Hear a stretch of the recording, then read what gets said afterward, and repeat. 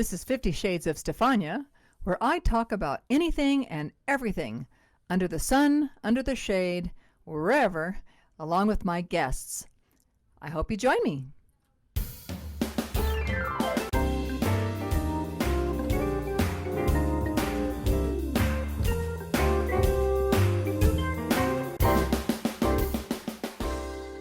Hi there, this is Stefanya with 50 Shades of Stefanya, and today's topic is going to be a fun one. We have a pet psychic for our guest today, and here's a little bit of background on this topic. Now, a pet psychic is a person who claims to be able to communicate with animals, especially pets. They may use a variety of methods such as telepathy, clairvoyance, or other gifted tools. And pet psychics often offer a variety of services such as readings about the pet's personality, health, and behavior, advice on training and behavior problems, help with lost or missing pets, and even communication with deceased pets. The history of pet psychics is long and varied.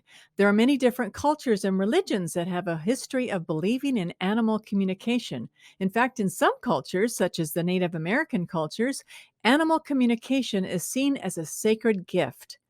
However, in other cultures, such as the ancient Egyptian culture, animal communication was seen as a form of magic.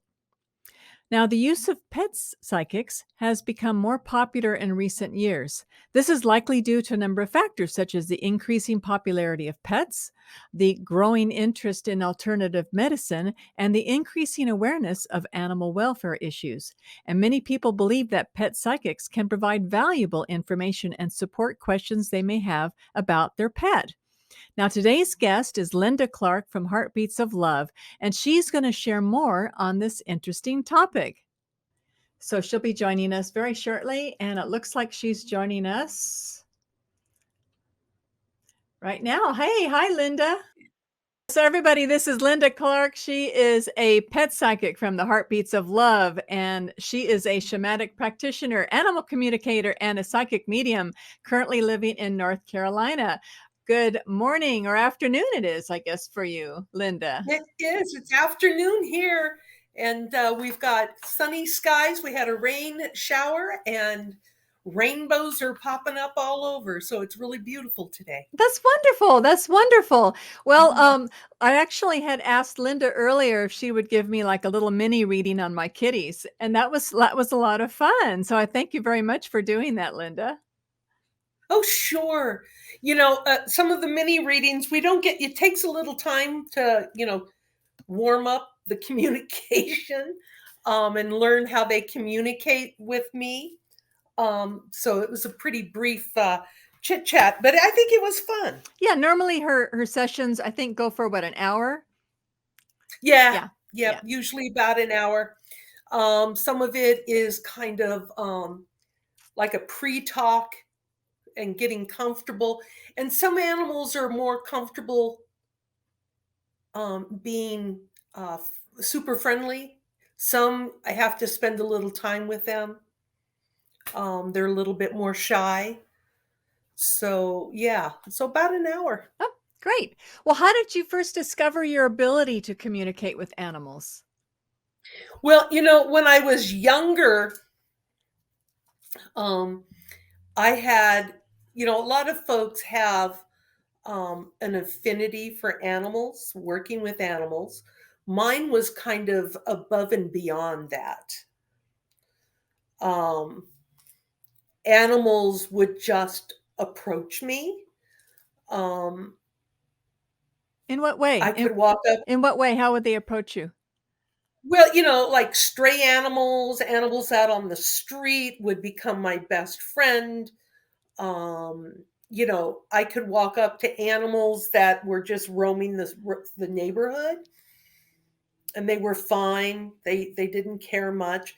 And growing up in the environment that I grew up in, I never really understood why those things were happening. They just happened. And as I got older, the sense of it got stronger and with more clarity. And I would feel things that the animals were feeling. I would understand their frustrations, the things that they were having difficult times with. I would understand possibly past trauma that they had gone through.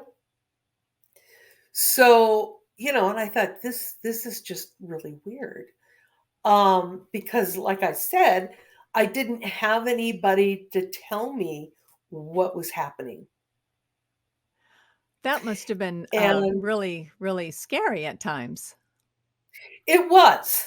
It was. I spent a lot of times with animals, just talking to them and communicating with them. And um, I finally met a lady, uh, and she was a psychic medium, animal communicator, and she held like a class or a lesson where she had people that felt they had the gifts or wanted to find out if they had the gifts. And this is 20 years ago. And I met her because I adopted a pet, and the rescue utilized this lady for behavioral problems with their rescues.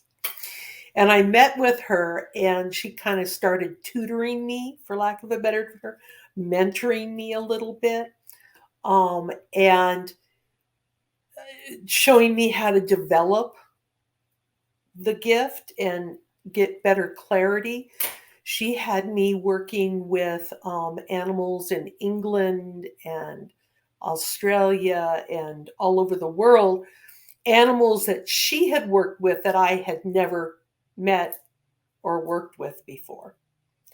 So she used that to help me develop my skills. Huh. And yeah, Wow. Well, so as you were learning your craft and starting to experience some of these things, well, what type of challenges did you face knowing that you had this gift? a lot of people consider it the work of the devil, for lack of a better term. Ooh.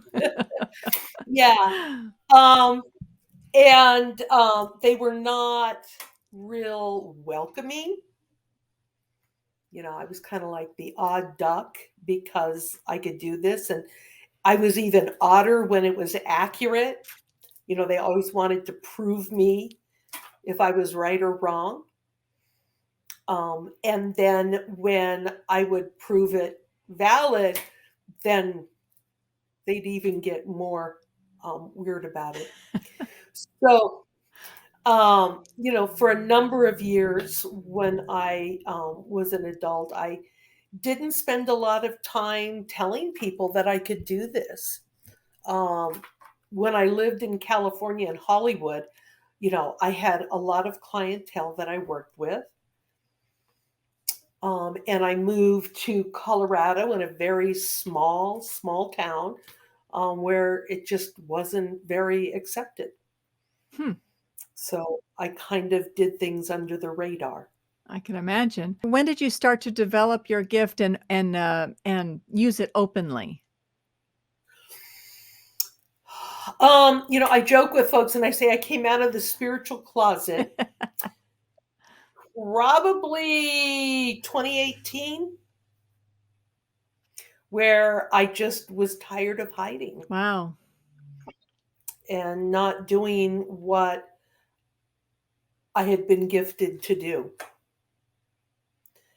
And every day is something new, and things moved very, very quickly for me once I just decided that I was tired of hiding. This is who I am, and this is what I'm going to do. Wow, that's great. Well, I'm glad that you came out of the spiritual closet. Me too. Yeah, that must have been very frustrating for you because you have this fabulous gift and the misconceptions that people have. kept you in the closet, so to speak, for so many years. It was. It was. And I think the hardest thing was the animals knew that they could talk to me and they would tell me things. And I couldn't really, I didn't feel comfortable sharing them with the pet owner. So I would have to kind of find a roundabout way and make suggestions to help their pet. Sure. I could see that. I could see that. Huh. Well, so when you do communicate with the animals, what can you describe the process? I mean, what is the overall process for when you do communicate with an animal? Okay. Okay. The majority of time, especially if they're here in this realm on Earth, and they're still living, I communicate with them here. Okay. Um, and basically, energetically, that might be a good word, energetically, I reach out to them by name. Thunder, I'm looking for you. This is your mommy, or this is your mom. This is her name. You know, she sent me, it's okay to talk to me. Um, like I said, depending on the pet, sometimes they're very excited. They have lots of things to say. Sometimes they're a little timid, a little shy. They're not quite sure. They want to check it out. I may have to give them some pets, get them to relax a little bit and feel comfortable with me. The majority of the time, I get feelings from them. They don't talk like you and I do in English, um, but I get a sense of knowing. I feel their feelings. They visually show me things that I'm able to decipher what they're showing me.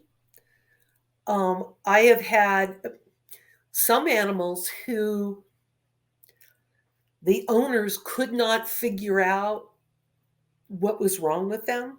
They were not eating, or they were having some other kind of physical distress.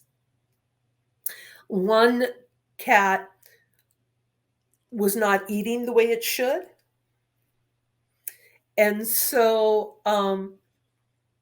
I did 1 or 2 sessions with the kitty.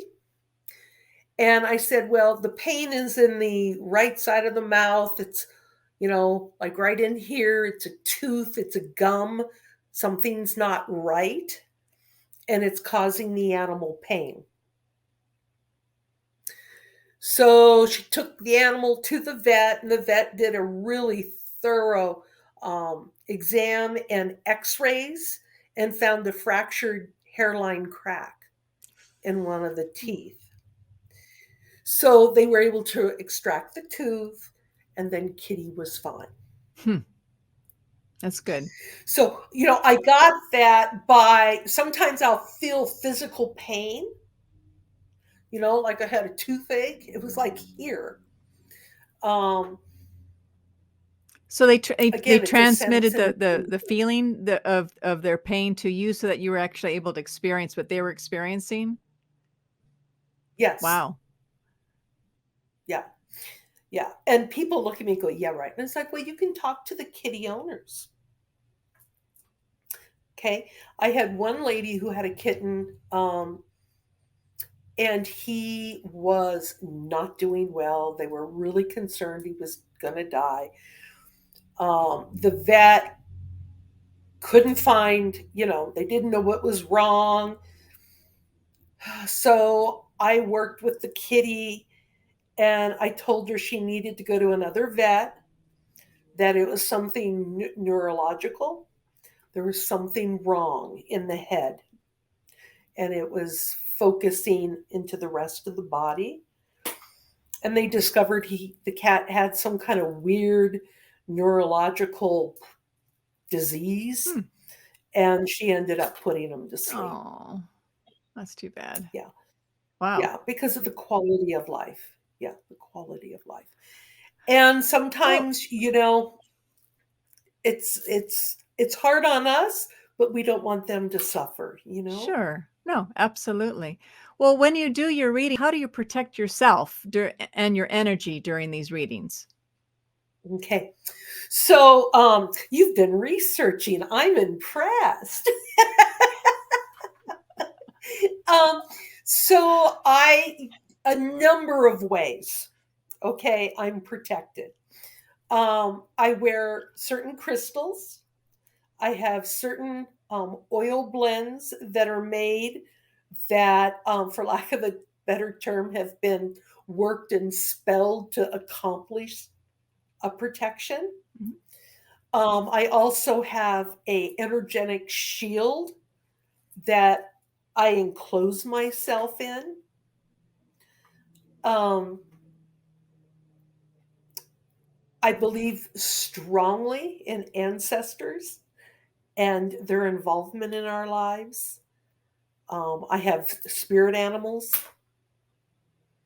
and I work with different deities that work on protecting me when I do these things. Nice. So it's a whole suitcase full of protection. Do you have a primary spirit animal? Let's see. Um,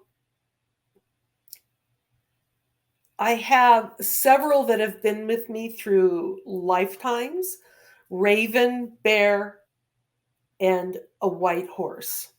Nice. Mine is peacock and a leopard. I've got two of them. Oh, how cool. Ooh, peacocks are Oh, beautiful. they are. I love peacocks.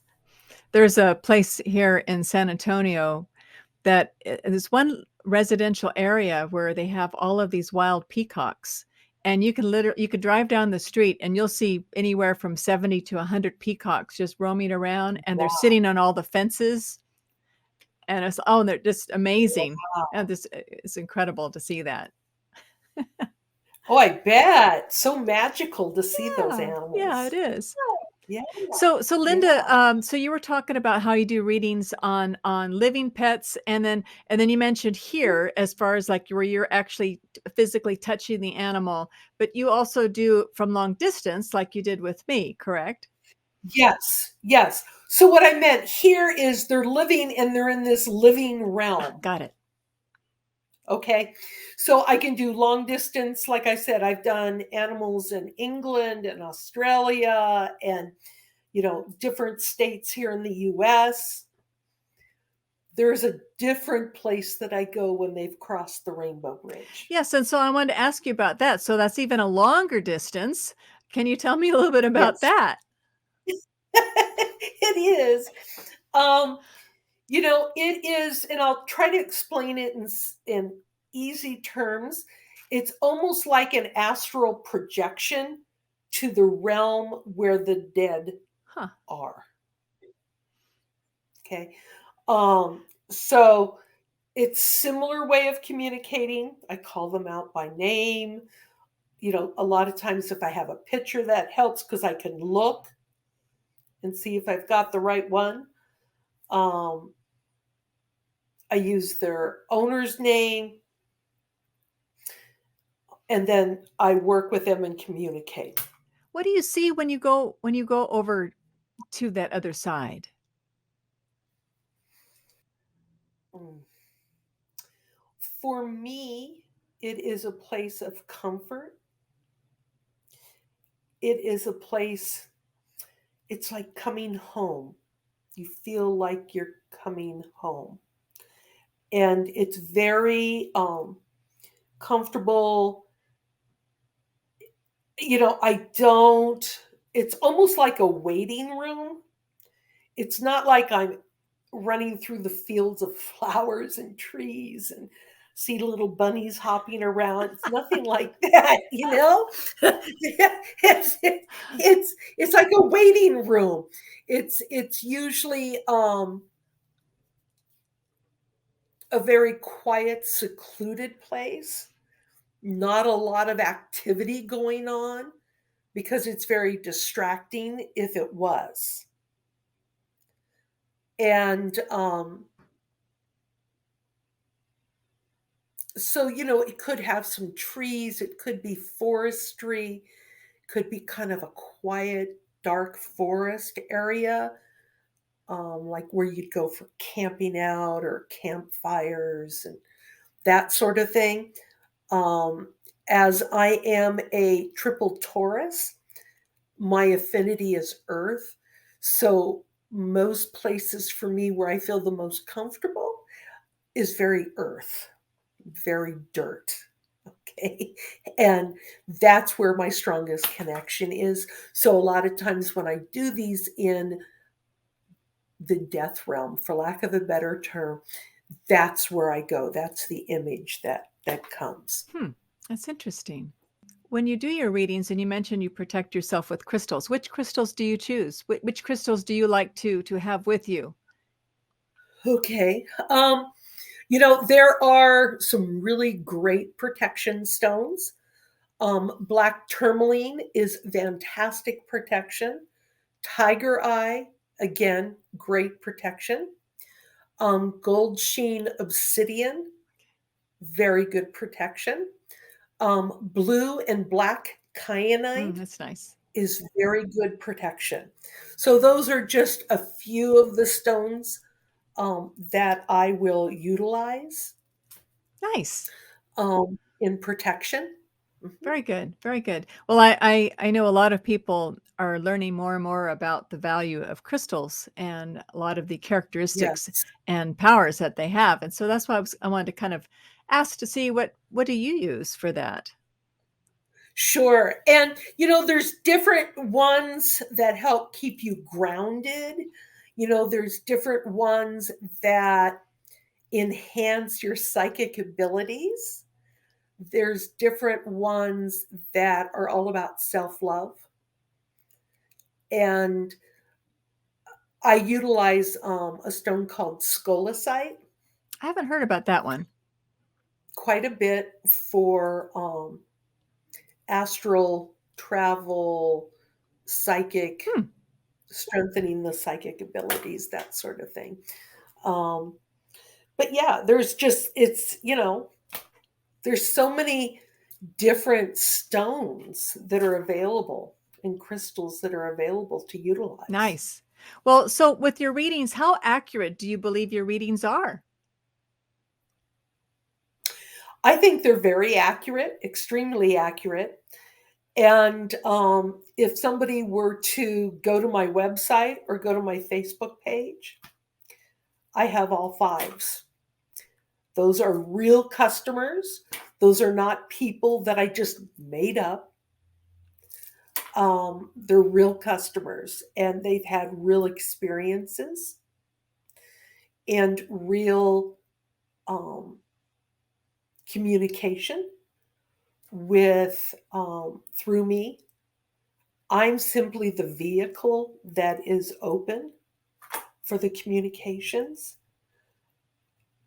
I haven't had, I'll have things people will go, oh, that's really weird. How did you know that? Okay. Or I know exactly what you're talking about. And I'm like, well, I think it's pretty silly, but I really feel like I have to tell you this because this is what keeps coming through and I don't know why. And I'll share it with them and they'll go, oh, yeah, I know exactly what he's talking about. Nice. So, those are the kind of things, or when they go to the vet. I'm not a doctor, I'm not a veterinarian. All I can tell you is what they're sharing. Then they go to the vet and the vet confirms, yeah, here's the problem. Cool. So I don't know if that answers your No, it question, does. but It sounds like they're, pretty right on, especially when, you have a lot of good reviews and stuff, so that's great. mhm, So I mhm. I I watched your TV news interview that you had. Yeah, I do my research. And You a do. and you mentioned You. that you took a few years off from communicating with animals, and I wanted to ask you about that. That's when I first moved to Colorado. I had left my support group, the people that I had worked with that supported me in my journey, on my journey. And I landed in a very small rural town in Colorado where it just would not have been um, accepted at all. Which town was that? N Small town called Penrose, Oh, where is that? North, south, east? southern Oh, Colorado, sure. Oh, south yeah, of yeah. Okay, okay, yeah. yeah, I'd be like, very very "No, no." yeah, yeah. It would not have been well accepted. Okay, um, it would have been more accepted in Oh, Colorado yeah, Springs, Denver, yeah. the bigger cities. But I lived in a town with no streetlights, no sidewalks, dirt roads. Back into the closet with Um, you. yeah, yeah. And in order to be able to feel comfortable in the community, I kind of had to let Yeah. that part Oh, go. I understand. That must have been frustrating for you to have to hide that, your abilities. Yeah, who you are, who you Yeah, truly are. that's too bad. And I think that could be said with any community, any person in a Yeah, different community can be ostracized for who they truly are. yeah, that's rough. That's rough. Well, so when you're talking with these animals and mom and dad are there, how do you handle situations in which the animal's message may be uncomfortable for their owner? Usually people that I work with are good pet parents. Um, and whatever they share with me is shared out of love with me, not with anger or resentment or animosity or hatred toward their pet owners. Okay, their pet parents. Um, and I worked in the customer service industry for over 40 years. So my work experience has allowed me to have pretty good interpersonal skills with folks. And sometimes it takes a little bit of finessing Yeah. if the parents are being kind of strong willed about something to prove their point Mm, versus what they really should do for the pet. So, you have to have those difficult conversations. sure. It's like having a family doctor, Yeah. okay, where you're talking and communication is key. And I'm supposed to help facilitate the communication for the animal. How do you handle, skeptical clients? If they're like, "I don't know. I don't believe in this." You know, how do I handle that? I look at them and I'll tell them things that nobody else knows because the animal is sharing things with me that nobody knows but the pet owner and the pet. And I've learned that it's up to them to decide. Okay. I'm accountable for communicating and sharing the truth of what the animal is saying to me or showing me. It is up to the pet parent to take that leap of faith, Mhm. to be accountable for their actions and their beliefs, and either utilize it or don't. The majority of them do utilize what they receive. Those that don't, the situation doesn't get better. Sure. Those that do, the situation gets It's better. like going to a doctor. And the doctor is like, "Well, Yes, I think that we need to prescribe blah blah blah or do this type of modality to help you with your situation." And if you walk going, "Ah, he's a quack or she's a quack or whatever, blah blah blah," right, then it doesn't get any right. better. So, all right, well that makes sense. That makes sense. Yeah. So I have a question for you. Have you ever worked with law enforcement or animal rescue organizations to help with any type of investigations or anything like that? No, individuals who've lost pets, not big organizations. Again, I'm kind of I'm not the first thing a law enforcement or a rescue thinks of reaching out to because it's not considered normal by society standards. Yep. And individuals will reach out to me when they hear about me or they want to do a session, or I'll read something on Facebook and I'll say, "Well, why don't you check here?" Okay. Um, but I've never worked with organizations before. I'm just kinda curious to see because like, a lot of times, on television, they'll have, some psychic working with the forensic team of NCIS or Yes, whatever. And I thought, "Well, you never know." yes, yes, yes. No, I'm not that famous. But you have helped, find lost pets? Mhm. Cool. You sent me a few pictures, and I was hoping maybe you could tell me a couple of stories. One was about you showed me a picture of a horse? The brown horse, Gabby. Gabby is my horse. He is 21. Um, Gabby and I, um, we would meditate. People are like, "How do you meditate?" We'd go out Ooh. riding. I know, I'd start to meditate, and I could feel him kind of getting into the Zen. Um, but we'd ride a lot by ourselves in Colorado, up in the mountains, which is not the smartest or safest thing to do, but it was for me because see, he and I could communicate.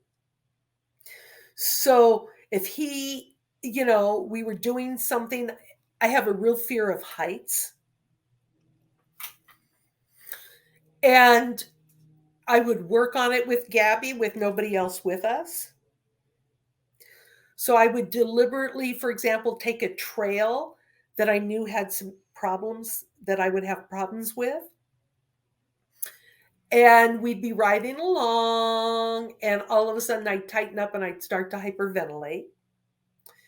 And the rule was we had to go 10 steps before we turned around.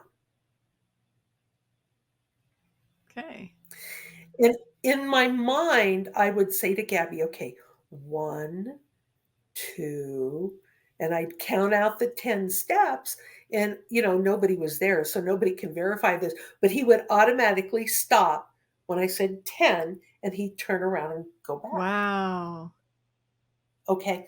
And then we'd go back to the trail another time, and we'd go past that point and do another 10 steps. So it was you hear people say the horse whisperer, you know, um, they've done movies about it. People have claimed fame for being a horse whisperer. A lot of it is body language, communication. I had one horse, and he was out in the arena running around. His name was Kilo. He was running around, just ripping up in the arena, having a great time. And all of a sudden I said, "Whoa, come here." And he stopped, turned around, and trotted right over to me. So, there's little things, um, they're feelings that I can feel. Nice. Nice. Well, it sounds like, you do a great service for the, pets and the pet owners, and that's a really nice thing. Where do you think the field of pets psychic, not psychology, but pet psychic business, where do you think this will be in the next, let's say, 5 years? I think more people are becoming more aware of it. I think that our country, our nation is having like a spiritual reckoning. People are looking at alternative practices to get what they don't feel they're getting from traditionalism.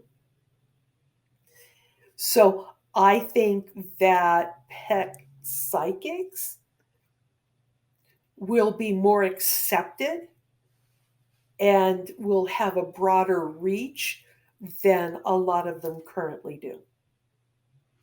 I hope so. I think so. I think, especially as more and more people are getting more mindful and with the idea of crystals, using crystals and oils for healing, I think we Mhm. are definitely going in a good direction.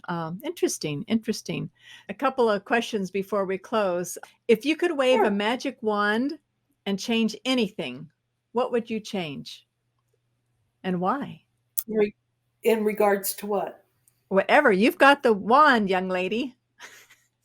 Okay. Okay. Um, I would like wave the wand for people to be more accepting of things that are different from them, Amen. um, and to realize that we are all part of the universal energy that is here, and that we're here to help each other and support each other, not tear each other apart or degrade each other. And um, Mother Earth is extremely important. And I believe with all my heart that we are destroying Mm. the foundation of Earth. It's not political. I have no political wherewithal there. It is just factual when you look at what's happening to Earth, the toxics, the toxins that are going into her, and we've lost respect for her. So as a whole, we just need to be more aware of and more sensitive to life that may not necessarily be our own. How true. That's true in so many different aspects. So I have a joke for you. So what do you call a psychic with a good outlook on life? An optimistic.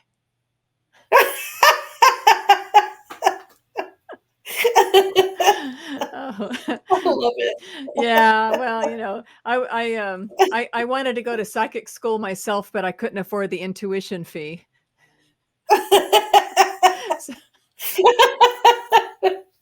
some of them are slow burn, sorry. Hey, so where can folks contact you if they want to enjoy your services? I have a website. It's called Heartbeats of Love 2019. And I also have a Facebook page, which is the same title, Heartbeats of Love 2019. I will be periodically doing free mini reads on my Facebook page, starting the month of May, where I give like 5 free mini reads to Nice. people that come on. just so they can get a sample. They can also check out my Patreon page, which is Heartbeats of Love 2019. Cool. So All right, well, I'll make sure that I put that in the description as well so that people can great, reach I'd you. appreciate it. Yeah. Hey, well, thank you so Yeah, much, Linda, for joining today. It's been fascinating thank talking with you. you and learning all about, the world of communicating with their animals and with their pets and other animals and here and beyond. That's pretty Yes, fascinating. it is. It is. So, well, thank you And so I much. appreciate the opportunity, Stephanie. Thank you Yes. so Oh, I'm much. really glad. I'm really glad that I got to meet you, and I hope that we have another opportunity to talk about some other things in the future. That would be great. I look forward to it. Thank you so All right. much. Thank you so much. So we'll um we'll let you hang up first. We know what happened Okay, last let me time. figure out God that there we bless. go. God bless. Bye. Bye-bye.